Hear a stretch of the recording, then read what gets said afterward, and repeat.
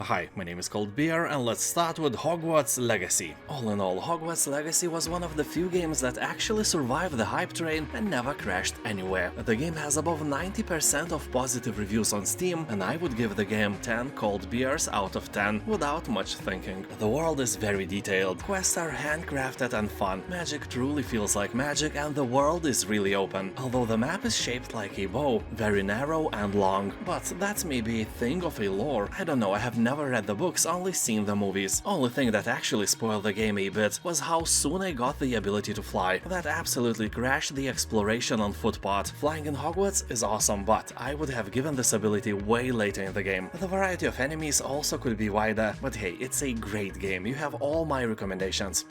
And now I want to present you an amazing action game and the sponsor of this video, Overrider. You can already try a free demo version on Steam, and also the main thing, Overrider is live on Kickstarter right now, so it's your chance to become a backer. Press the link in the description or in the first pinned comment below. You can use it as an opportunity to become a part of development, a part of hope, and one of the few helping to bring this great game to reality. Also, by backing the project, you will get many great rewards. I have been playing this game for the past few days, and I can assure you that it is as fun as it looks. You will control a character on a powerful hoverboard able to smoothly glide above the surface of terrain. While the terrain is a digital wasteland filled with evil robots, you have to eradicate them to progress and get better items and skills. The faster you are, the more powerful your hits are as well, so speed up as much as you can and destroy cybernetic evil once and for all. The game is really fun and easy to control. I played it with my PS5 controller and with mouse and keyboard.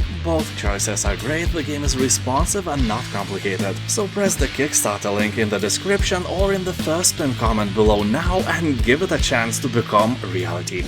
The Walking Dead, the Telltale Definitive Series. I think most of us have watched or at least have heard about the TV series of The Walking Dead. It was a wonderful show for a few seasons. Then almost every at least a bit more interesting actor left the show, mostly because of the poor writing, but it still continued for like 30 more seasons. Well, I am exaggerating of course, and I have to admit that I stopped watching it way past the mark where it stopped being good. Where a hair model without any acting skills and a samurai girl without face expressions led the show. It was bad but still addicting. Anyway, I'm telling you all this because this game is like TV show, but when it was actually good. Yeah, I know it's hard to remember those times, but Telltale's game is a masterpiece, and this time I am not exaggerating. This version contains 23 unique episodes and more than 40 hours of content. It may not be the cheapest game, but if you want a story-rich interactive fiction with multiple endings, it would be hard to find a better deal than this. Terraria. The game is way more than just a flat version of Minecraft. Terraria is so much more beautiful, with more special effects and more dynamic fights. You can craft hundreds of items, build houses or even castles in any form you desire. Yes, even in that one you are thinking about. Castle of Boob? Yes, the Castle of Boob. Here you'll have to survive dangerous nights, defeat waves of enemies and dig down below to encounter some unspeakable horrors. Yeah, really, some of them are really difficult to describe. Although don't play it alone, play it with your wife, brother, friend or mother-in-law. You will enhance the experience many times. The game has overwhelmingly positive reviews, everyone likes it. Psychonauts 2. Game has an overwhelmingly positive review score left by thousands of players, so that should keep your attention for a while. Psychonauts 2 is a platform adventure game combining quirky missions and mysterious conspiracies with cinematic style and tons of customizable psychic powers. The game will excite you with danger and laughs in equal measure. Here you'll have to embark on a journey through the minds of friends and foes on a quest to defeat a murderous psychic villain. People on Steam are saying that Psychonauts 2 is like Nickelodeon and Disney made a video game together on acid, and not in a bad sense. This game is also a piece of art, a piece of comedy, and now it's cheaper than your sister. Fallout New Vegas Ultimate PCR. This is a legendary game, and this deal is the best version of it possible. Pack contains DLCs like Dead Money, Honest Hearts, Old World Blues, Lonesome Road, and so on. So basically, if you play the game when it initially came out or never tried it, this version is the best way to experience Fallout New Vegas. Keep in mind that this is one of the best Fallout games ever created. You know, including classic games and new ones, Fallout New Vegas outshines them all. Everyone who played New Vegas is talking quite unanimously about its greatness. The game was created by Obsidian, the same guys who made made Fallout clone The Outer Worlds and now are probably making the Elder Scrolls clone named Avowed. So serious clone people made this serious game, and this price is kinda friendly. Not like all the inhabitants of the desert you will encounter in-game.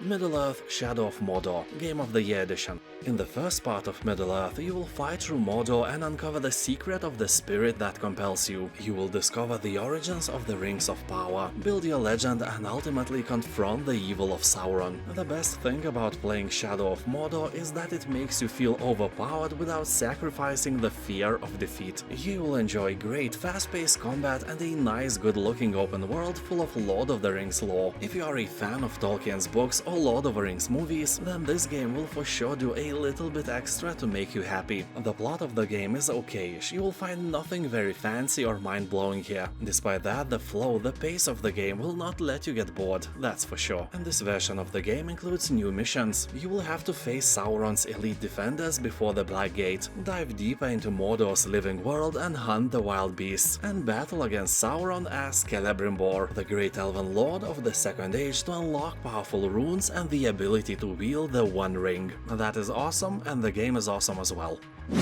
Batman: Arkham Knight Premium Edition. Here, obviously, you will become Batman. The game comes with the introduction of the Batmobile and enhancements to signature features, such as free-flow combat, stealth, forensics, and navigation. The main feature, the Batmobile, is brought to life with an original design featuring a distinct visual appearance and a full range of high-tech gadgetry. It is designed to be fully drivable throughout the game world and capable of transformation from high-speed pursuit mode to military-grade battle mode. The vehicle sits at the heart of the game's design and allows you to race the streets at high speeds and catch most dangerous villains. Batmobile also augments your abilities in every aspect, from navigation and forensics to combat and puzzle solving. People on Steam are saying that Arkham Knight looks better than most games today and is immensely fun. The reviews are around 90%. The game is great.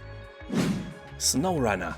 Well, this is officially a realistic driving game about getting from point A to point B while transporting various cargo. But I would rather call it a Souls-like roguelite puzzle game. Of course, not in the real terms, but rather metaphorically, because the game is insanely hard and you will be doing the same task again and again. Basically, here you have to drive a heavy load truck to the appointed destination. But the trick here is that the road is not what you normally expect. You will have to deal with snow and mud, ice, rivers, fallen trees, and so on. And if you get stuck for real, that's kinda it, you will have to try again. And of course, avoid mistakes of the past, which you can't in real life. You know, all the mistakes you made in your life led you to this very moment where you watch my video. Yeah, well, honestly, if you would have done something differently, you could have ended up in a lava lake instead, or in the belly of a shark. So maybe your decisions were not that bad. Pat yourself on the shoulder.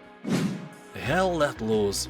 This is a hardcore World War II first-person shooter with epic battles consisting of 100 players, with infantry, tanks, artillery, a dynamically shifting frontline, and a unique resource-based RTS-inspired metagame. People on Steam are saying that 80% of the time you will spend either dead, walking, or under artillery fire. You can spawn half of the time without getting insta-killed by bombs or accurate bullets, but the fact is that you don't mind. Those few moments when you kill somebody who has just spawned are precious, and you would not give them up for anything. And very positive reviews of this game ain't gonna let me lie to you. Only disadvantage here is the price. It's still quite high. Well, not as high as Snoop Dogg or Seth Rogen though.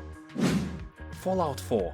Here you can play from first or third-person perspective. You can take items that lie around and roam across a big open world in search of adventure, absolutely ignoring the main quest and story. So basically it evokes, at least for me it did, the same feeling of freedom and exploration as the Elder Scrolls games. The main difference, of course, is the setting. Fallout 4 is a post-apocalyptic sci-fi game. It's filled with mutants and creepy facilities to explore. You can also join various factions, and that will immensely influence the outcome of the story. Sadly, they don't have a potato salad faction you could join. That is a shame. The game, along with the third Fallout game, has only one really annoying feature. In both cases, I finished the game thinking that I have like 10 or more hours of gameplay left, and it ended absolutely unexpectedly and way too fast. So if you decide to play Fallout 4, keep that in mind. Roam around, do some side quests, do not rush the story. All three games, I mean third Fallout, Fallout New Vegas and Fallout 4 are great games. You have all my recommendations.